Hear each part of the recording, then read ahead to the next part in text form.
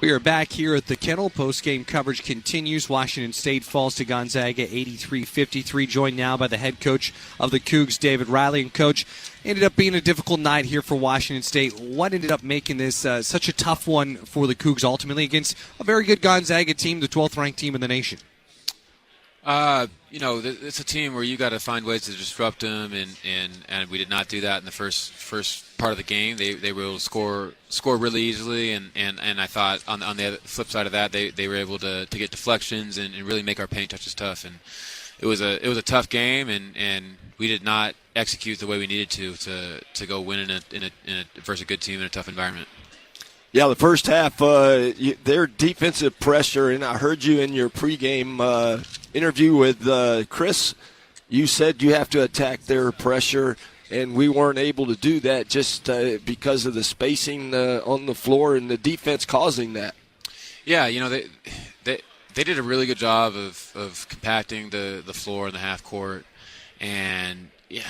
Man, I feel like we've taken a step the last 7-8 games in making simple plays and getting the ball moving to the second side before we start making those aggressive plays in the paint. And we really, unfortunately, took a step back, and it's disappointing where we were trying to attack on the first side, and that doesn't work against anyone, let alone a team with the athletes and length that Gonzaga has.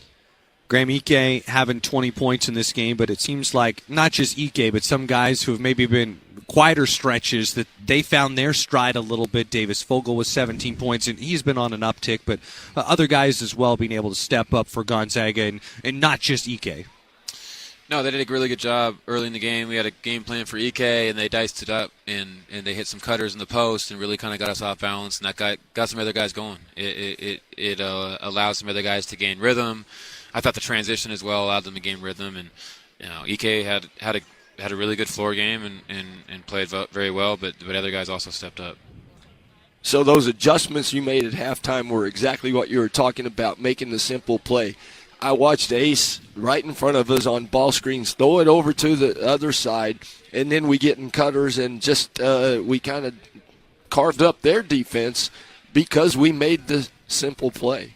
Yeah, and it's tough. Like we've had it kind of looked like a tired team that was making mental errors that I feel like are uncharacteristic at this point in the season. And so we got 8 days before our next game. We got a couple of days to get our minds right and evaluate what went wrong and how we need to approach this next time, because we got 4 games left in the regular season. We got to go attack these 4 games, and we got to build some momentum going in this tournament. And I think we've shown throughout the year that we can play with anyone.